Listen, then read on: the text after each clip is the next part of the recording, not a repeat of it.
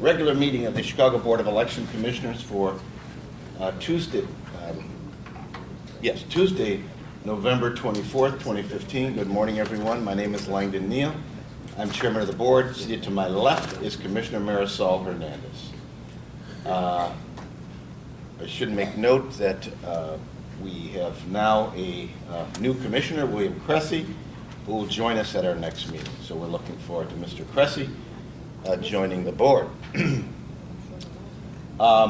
Second on the agenda is the consideration of the agenda. Any additions, deletions for the record? Hearing none, we'll move to item 3, approval of the minutes. Oh, Chairman, there are no minutes. No minutes today? No. All right, then we'll move to the Executive Director's report. Mr. Goff. Thank you, Mr. Chairman. Just to let the board members know that, as we know, that yesterday was first day of filing. We had less people file. I spoke in the NOAA rates with the county clerk's office.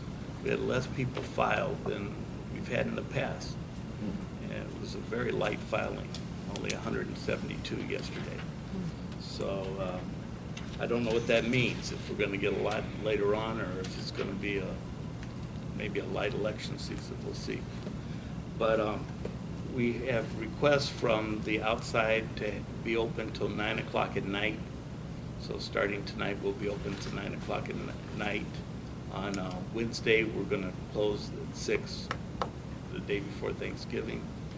And then after that, we're going to pick up, and so we'll be doing late evenings from now on until after the objections are filed, and then after that, even more. So I just wanted the board members to be aware. Spoke to Charles. He informed me that the VR system is up to date. There are no registrations in the that have not been processed. Everything has been processed. He feels very happy. He says the best the system's been in a long time. So I'm very happy about that. And basically, that's all I have for my board members right now. All right. Any other questions for Mr. Goff? Ms. Bateman, anything for us today? Good morning. Good morning. Just what Mr. Goff said about registration. Again, the department that never stops working. Yes.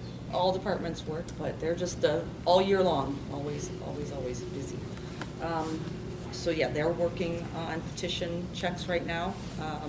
I believe they're going to go downstairs. They're going to start using the lower level, the overflow, for people who want to check the records. And then every other department's just moving along. We're getting ready. It's election season, even though the election's in March. It's time. Sure. Okay. Well, we're starting the season again. All right. Any other questions for Ms. Bateman? We'll move to Mr. Allen.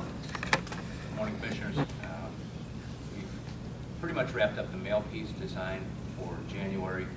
As Mr. Goff mentioned, yesterday was the first day of filing, so we've updated various items related to the electoral board, web pages, running for office and petition filing, and objection information.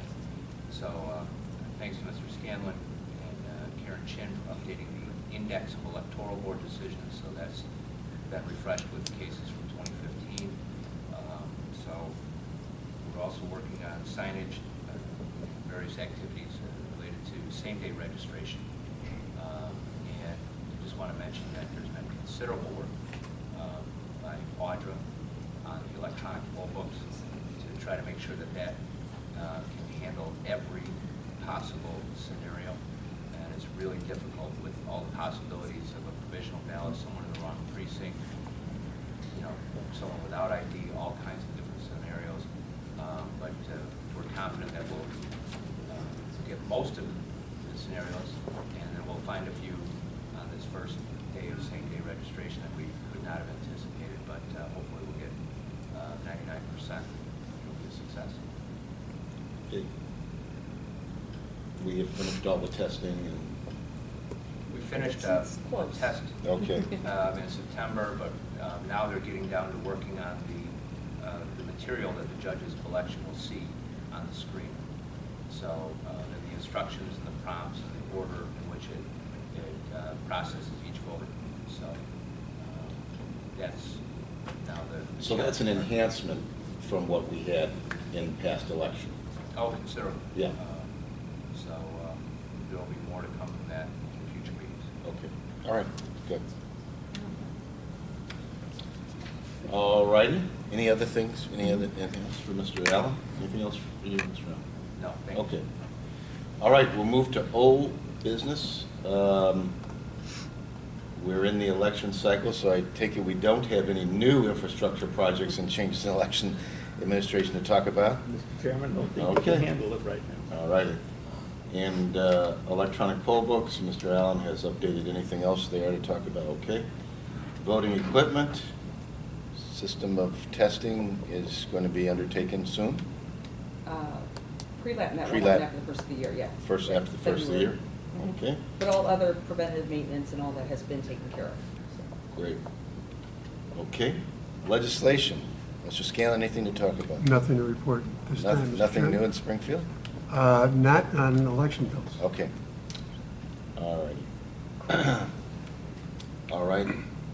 IFB for printing of forms, signs, envelopes, judges' handbooks for 2016 elections, correction to the recommendation of awards. For you, Mr. Scanlon? Or- I'll take this, Mr. Okay. Chairman. Mhm.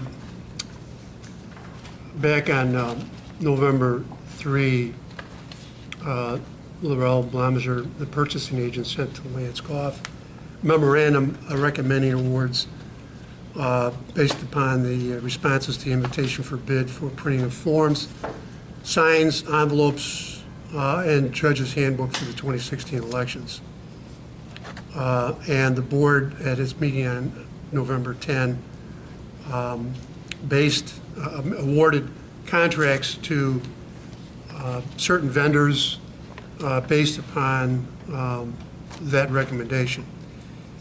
There, subsequent to that action by the board on November 10, two things have come to light. First of all, with regard to the award for the category under signs, Group C, the banner, Yes. the memo had recommended an award to J.J. Collins in the amount of $4,719. Yes. In fact, that was an error. It should have been an award to Lowitz and Sons. However, the second thing that has come to light since the November 10 board meeting is that it's been discovered that Lowitz and Sons is a broker and does not print or does not do any of its own printing at any of its own facilities. All right. Rather, it brokers for third-party printers. All right. And under the invitation for bids, clearly stated that brokers are not eligible to bid. So Lowitz and Son was and is ineligible to perform any work under the invitation for bid for these particular projects. A letter was sent by Mr. Goff on November 20th to Jeffrey Lowitz of Lowitz and Sons, informing him that because he is a broker, he was and is ineligible to perform any work on these jobs, and therefore he's disqualified. And so the work, the recommendation from the purchasing department at that point in time is to accept the bid of and award contracts to the next lowest and responsible bidders. In this case, would be Lake County Press for the printing of signs in Group C, the banner, in the amount of $6,193.40. And Palmer Printing for the printing of signs, Group A, dated, in the amount of $7,695. Before that action can be taken, however, we need a motion to rescind the motion that was made at the November 10 board meeting to accept the bid of and the award of a contract to J.J. Collins for the printing of the signs, Group C banner, in the amount of $4,719, And also to rescind the motion to accept the bid of and award the contract to Lowitz and Sons for the printing of signs, Group A, dated in the amount of $5,619. So moved. I'll second. Further discussion? Hearing none. All those in favor? Aye. So that motion having been adopted, then recommend to the board a motion to accept the bid of and award a contract to the following. Lake County Press for the printing of signs, Group C banner, in the amount of $6,193.40. So moved. I'll second. Further discussion? Hearing none. All those in favor? Aye. And I take it that they were the second lowest bidder. They were the next lowest Next and lowest responsible bidder, bidder, yeah. yes. Mhm.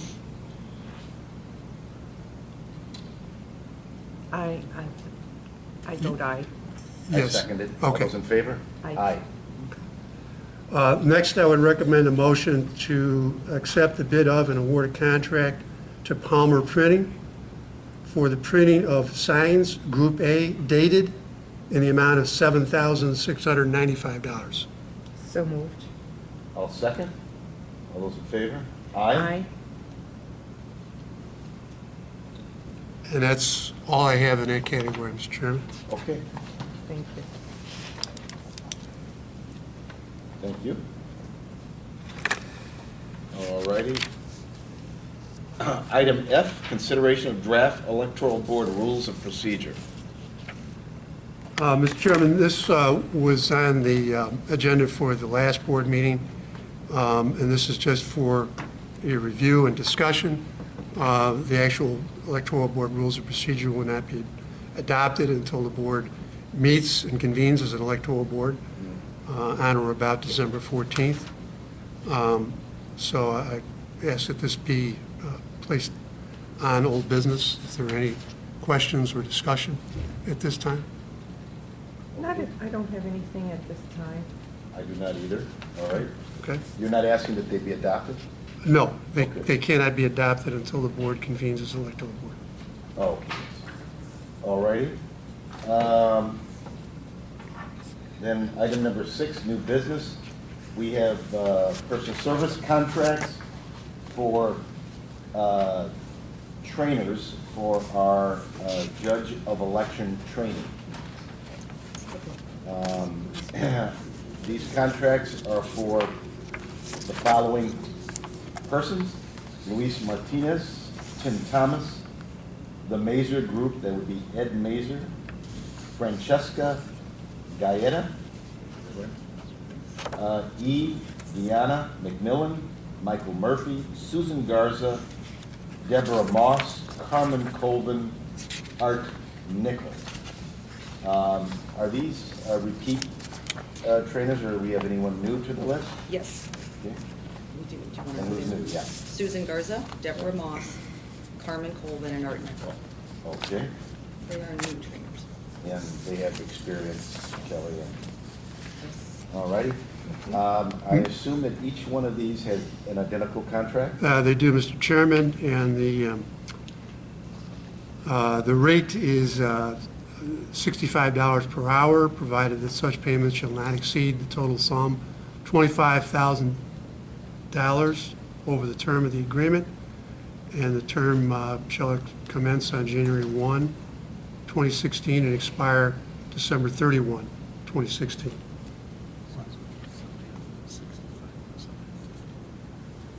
Okay? Do you know which ones? I do. Okay, So I'll Okay. stand to be corrected by Okay. Ms. Bateman. Sorry. So the returning trainers, Louis Martinez, Tim Thomas, Ed Mazer, and Francesca Gaeta, they do receive $65 an hour, but the new trainers, Deanna McMillan, Michael Murphy, Susan Garza, Deborah Moss, Carmen Colvin, and Art Nickel, $50 an hour. Okay, all right. Okay, so I will make a motion to approve the contracts for trainers Luis Martinez, Tim Thomas, Mazer Group, and Francesca Gaeta for the period of January 1st, 2016 through December 31st, 2016, at the rate of $65 an hour, which shall not exceed the total sum of $25,000 for the purpose of judge of election training and attend all meetings and train-the-trainer sessions as directed by the manager of Community Services Division. I'll second that motion. All those in favor? Aye. Aye, that'll be the order. And then I will make a motion to approve the Judges of Election Contracts Professional Services Agreement for Deanna McMillan, Michael Murphy, Susan Garza, Deborah Moss, Carmen Colvin, Art Nickel, for the term of January 1st, 2016 through December 31st, 2016, for the same, to provide the same training for judges of election and attend all meetings and train-the-trainer sessions as directed by the manager of the Community Services Division, at the rate of $50 per hour, provided that such payment shall not exceed the total sum of $25,000 over the term of the agreement. I'll second that motion. All those in favor? Aye. That'll be the order. Those contracts are approved. All right, we'll move to item B, which is a short-term lease for 108 North State Street for, I assume this is to conduct our Judges training. Judges training, Yeah, yes. it's cheaper than Harold Washington College, and they have room for us there. Okay. Okay. And the total amount of the lease is for $30,000 for a period of 2 months. Is that correct? That is correct. Yes, Mr. Chairman. Okay. Motion to approve? I'll second. Further discussion? Hearing none. All those in favor? Aye. And approval of a hearing officer contract for Mr. Martin Green. Mr. Chairman, Commissioner, this is standard attorney-contractor agreement with Mr. Green to serve as a hearing officer for the board at the rate of $200 per hour. The term would be from November 1, 2015 through October 31, 2016. And we didn't have Mr. Green on the original list that was approved last board meeting, but we didn't know that Mr. Green would be available for this session, but he has since indicated he is available. So I recommend approval of the attorney-contractor agreement with Mr. Martin Green. Okay. So moved. Moved by Commissioner Hernandez. I'll second. All those in favor? Aye. That'll be the order. Item D, Executive Order 2014-1, minimum wage for contractors.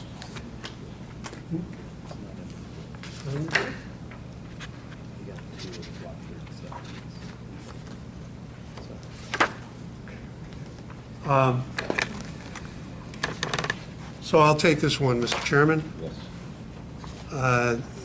The City of Chicago has adopted a minimum wage ordinance, I think as everyone here knows, and requires minimum wages of $10 per hour for employees throughout the City of Chicago. In addition to that, the mayor filed and the City Council approved Executive Order 2014-1, which would require for city contractors that city contractors pay a minimum wage of $13 per hour as of July 1, 2015. The executive order was signed October of 2014. Now, the board is a separate entity, is not a city agency. Correct. Legally, it is not bound by this executive order. So it's a question before the board as to whether or not the board wishes voluntarily to adopt the provisions of the executive order. And there is a draft of some language in your book that, if approved by the board, would be included with contracts going forward, that the contractors pay its employees a minimum wage of $13 per hour going forward. July 1st of every year thereafter, the hourly wage shall increase in proportion to the increase, if any, in the consumer price index, and shall be rounded up to the nearest 5 cents. And then that increase would remain in effect to any subsequent adjustment the following year on July 1. It also provides that the board's purchasing agent, if the agent has any reason to believe that any employee of any contractor of the board pays less than a minimum wage, then the purchasing agent is authorized to conduct an investigation. And then in addition to any penalties and remedies provided by the agreement, any violation of this section would render the contract voidable by the board. It would not interfere with or impede or restrict employers from negotiating wages to bargain collectively with employees for a rate that may be different from this particular rate, and that those are matters still within a matter of collective bargaining between the parties. But in the absence of any collective bargaining agreement, these provisions would apply. So that's what's before the board at this time. I will make a motion to approve, to adopt, I guess, the Executive Order 2014-1. Would that be the appropriate motion? I think that you can adopt the intent, the spirit intent of the executive order. There is particular language, I believe is in your book. Yes. It's an amendment Okay. relating to minimum wage for contractors. Okay. And this is, again, language that would be inserted in all contracts going forward if approved and adopted by the board. Okay. So I will make a motion to approve and adopt the new Section 1.01 minimum wage section into our contracts from now on. And I think it's only fair, and we should be consistent with the city. And I think it just makes good relations with the workers, hard workers of our city. I would agree, so I would second that motion. Further discussion? Hearing none, all those in favor? Aye. The Section 1.01 minimum wage would be, resolution would be, or motion, resolution would be adopted. Okay. Item E in the agenda, we have a contract for Pelican Printing for the printing of labels. Mr. Chairman, this was something that was ordered by staff earlier, and it's tamper evidence security seals that we're using for the electronic poll books. Just a lot of labels and stickers, and did not go out to bid, and like to have a one-time acceptance on these 4 purchase orders, Mr. Chairman. Purchase order number 15-0401, 15-0442, 15-0443, and 15-0444. So these are the printing of specialized labels for security purposes, security seals. For the e-poll books, for everything that we're using on election day. Fine. And these labels have to meet the standards of the vendor with respect to their use in conjunction with the equipment. Correct, Mr. Chairman. Okay, these contracts, the 4 contracts, we'll call them requisition orders. Yeah, I would like to call them purchase orders. Purchase orders are for Pelican Printing. Have they done business with us before? Yes, they have. Okay. In the amount, so I don't, the purchase order numbers, did you read off? Yes, I did. So 15-0401 is for $8,193.94. Purchase order 15-0442 is for $9,630.21. Purchase order 15-0443 is for $6,476.72. And these are all various distinct type of security labels and other informational labels for the equipment. Yes. And finally, 15-0444, $5,564.68. Is there a motion to approve? Motion to approve? Moved by Commissioner Hernandez. I'll second. Further discussion? Hearing none. All those in favor? Aye.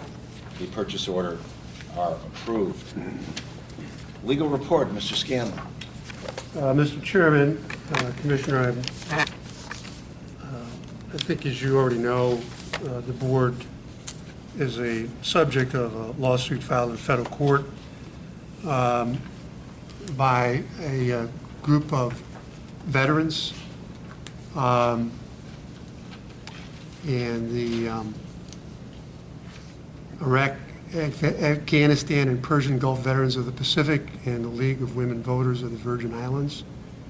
The board has been named along with County Clerk in Rock Island County, the United States of America, the Secretary of Defense, the Federal Voting Assistance Program, and the head of the Federal Voting Assistance Program.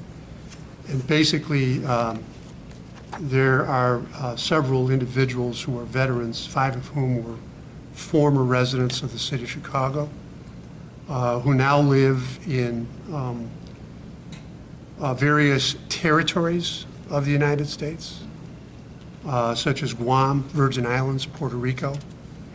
And because of the way that the federal statute having to do with military and overseas voters is drafted, these individuals do not fall within the definition of overseas voters for purposes of the federal statute. So that now that they are residents of these territories, because of the nature and the relationship of these territories to the United States, they do not have full voting rights that are enjoyed by citizens of the United States. Now, when these particular voters were members of the military, and some of them, we do have records that they voted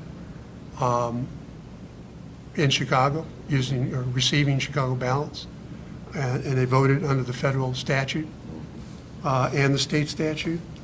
But now that they are residents, they're no longer members, active members of the military, they're veterans, and they have established residency in these other territories. They claim that their voting rights are diminished. And so they're effectively seeking a declaration from the court that the federal statute and the state statute, which is mirrors the federal statute, are unconstitutional, in that their voting rights are diminished. And acting or requesting the court declare those statutes unconstitutional and enter an injunction ordering Chicago Board of Election Commissioners and the Rock Island County Clerk to issue these individuals' ballots. So That would have to apply to, if they are correct, it would apply to every election jurisdiction in the United States. that is correct. Yeah. That is correct. Yeah. And, why they selected the Chicago Board of Election Commissioners as a defendant in this case, I don't know. They could have Because we're selected. always They could have selected any voting jurisdiction in the Yeah, United States sure. for this lawsuit, but they chose the Chicago Board of Election Commissioners. An answer is due on or before December 4th. We will file an answer. It's going to be fairly short. As I said, some of these individuals, we do have records that at one point they were registered voters in Chicago and they did vote, receiving ballots from Chicago. Beyond that, we don't have much personal firsthand knowledge of any of the facts that are alleged here. I don't know what position. I have not heard from the Justice Department. That's what I was going to ask. The State Board is not named. They will be required to give notice to the Attorney General, to give the Attorney General an opportunity to step in and defend the constitutionality of the state statute. I've not heard from the Attorney General. I've notified Ken Menzel at the State Board of this lawsuit. We will be prepared on or before December 4th to file an answer. Okay. And we'll go from there. Okay, Thank you. thank you. right. Anything else, Mr. Scanlon? No, Mr. Chairman. All right. We'll move to the financial report, and we do not have one. So at this time, we'll open it up for public comment. Good morning. Good morning, how are you? Fine. I assume, and before you even speak, I'm jumping in ahead of you, but I assume you heard that we now have a Republican commissioner. I did, I was Okay. surprised that he's not here today. I think he's out of town for this day, but our next meeting will be December 2nd, and that'll be his first meeting here. Well, congratulations. Thank you. I reviewed his background, and I like that he's an expert in fraud and detection and prevention, a CPA and a CFA. I'm familiar with all of those roles quite heavily, and I do executive search Yes. myself, and I like his background, so I think that the judge did a good job. Very slow and late, 220 days is against the law, Illinois statute, but I guess we have to celebrate the positive side here, Yes, that we we do. actually got somebody on the board. Yes, we now. do. And I understand that you're at the end of your term as well. Yes, the sun is setting on my tenure here. Yeah, you probably have, 2 or 3 more meetings left. Yes, something like that, I think. Yeah, well, that's, you certainly served a long time and admirably. Thank you very much, Sharon, I appreciate that. Now, I want to discuss briefly here the business that you had about signing the resolution for the wages for contractors. And to point out that your election judges begin work at 5 a.m. and they go until 8 p.m. And at the rate of $125 a day, that means they're earning $8.33 an hour, which is significantly below minimum wage, even if you do count the fact that they get some money for the training if they are, attending it. So what is the board intending to do? Officially, election judges are contractors because they're 1099 employees. Although, they're not I on think a that's, contract, they are actually on a contract. That we follow the Yeah. state law on, There's no Or the- contract. So the judges are appointed pursuant to state statute, and we don't enter into contracts with those individuals. Well, as an election expert, since they're a 1099 employee, they are actually on a contractual relationship. I wonder if you're going to be advocating to the state that your election judges should be making minimum wage or doing something in that regard. Because, you know, one of the difficulties in getting good judges is giving them a compensation that's worthy of their time. Yeah. That has been a long time effort of the board, though the rate, there has to be some consistency throughout the state. And for many smaller jurisdictions, the judges' payment compensation is a huge issue in their budget. And I think that we are the rate is established by the legislature, or? There's a minimum rate. The minimum established by the rate, yeah. legislature, right. And, you know, I mean, I think in the past, the board has advocated higher pay Yes, for we have. judges of election. You know, the statute requires the state board to even provide a stipend to the judges. But, you know, there's been several elections in the past where they've not. They haven't paid They the haven't paid stipend. Yes. stipend. And we have not stopped with our payment of the judges. In fact, we fought a lot and hard on increasing the judges' pay. Yeah. And asked the state board about increasing the stipend. Yes. The money's not there. Yeah. Well, we'll continue, though. Yes, we will. I think that's a very fair Yes. issue. Well, I think that stipend also comes at the county level. Don't you get money from the county and the city as well? No. No, It's just, strictly the state? it's just the state. No, but the county is responsible for even year elections, for 2016, for example. Yeah. By statute, the county is responsible for judge of election salaries. For odd year elections, such as the one we had for municipal elections in 2015, the city is responsible for paying the salaries. Right. But then on top of that, the state board is required to pay stipend. And there have been a couple of elections where they've not paid at all or haven't paid the full freight. So for 2016, do you apply to the county for the proper wages for the judges? Right, that's budgeted, yes. Because basically you're saying that the state only requires a minimum amount and you could increase the amount. Right, but then, you know, it's up, we have to budget that. That goes, and that's approved by, for 2016, that'll be approved by the county board. And it has been approved by the county board, right?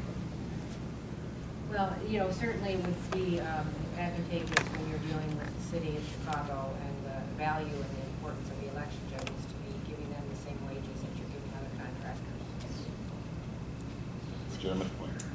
And then the other point I want to make is that we have had complaints in the past that the training department have taught council judges not to take a party ballot for the election. And we want to make sure that your trainers are not telling the judges to do that again this year, because certainly the law states that they, that they're supposed to support their party that they're actually appointed to support. And we've had significant problems with that, with judges reporting to us that they would counsel during the training sessions to not take a party ballot so that they couldn't be ruled as being supporting one party or the other.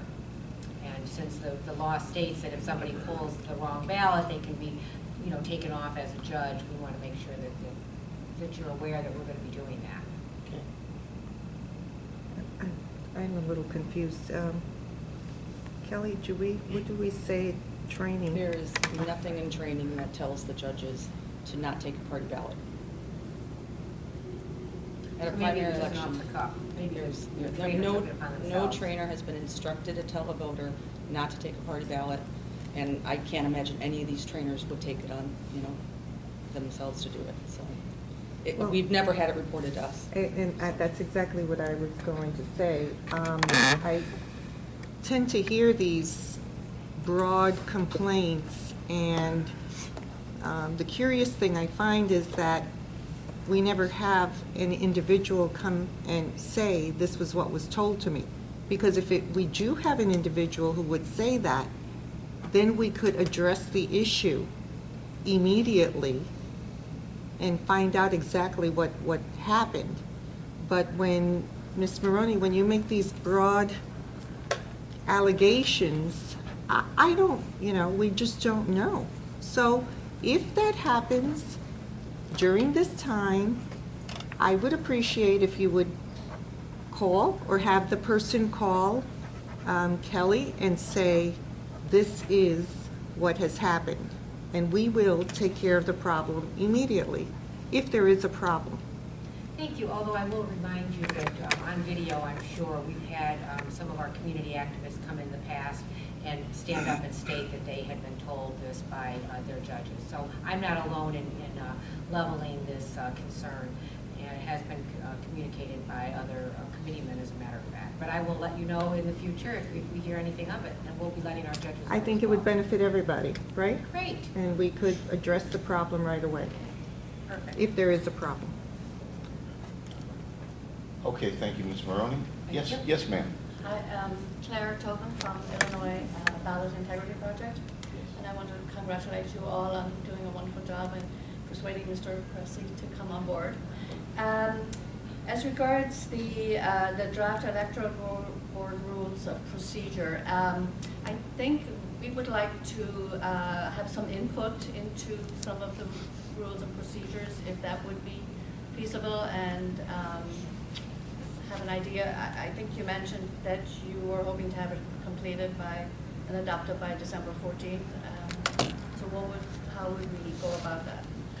Well, we certainly will give you a draft of the rules as they stand now. I think they're in pretty final or close to final form, so you could review them. And then our next electoral board meeting will be, when do you anticipate? Before the 14th? You said electoral board meeting. I don't think we're going to have electoral board meeting. We had it tentatively set for December 14th. Some of it depends upon the timing of the objections that are filed. Yes. We may have to meet before then. But right now, tentatively set for December 14th. But the board is meeting as a board on December 2nd. But those rules have to be approved by the At the first- electoral board, Right, correct? the first meeting. Right. That's correct. That's who I was Right. letting. But I'll give Ms. Tobin, there you go, copy of the rules. You haven't seen them. And then if you can submit your comments in writing to Yeah, that'll me, be good, yeah. okay? Okay. And yeah, I can give you my email address if you want. I'll give it to you after the meeting. Great. Okay. All right. Or, of course, we'll have public, we'll be able to speak to those rules at the time we adopt them at the electoral board meeting, which isn't That's- quite set yet, but. That's correct. Yeah. Okay. Wonderful. Fine. Thank you very You're much. welcome. Okay, we do not have a need for an executive session today. No, Mr. Chairman, Okay. we do not. Anything else to come before the board? All right, I'll accept a motion to recess till our next regularly scheduled meeting, which will be next Tuesday? Wednesday, I'm sorry, next Wednesday, at 9 o'clock. Motion to adjourn? I'll second. All those in favor? Aye. We stand adjourned. Thank you.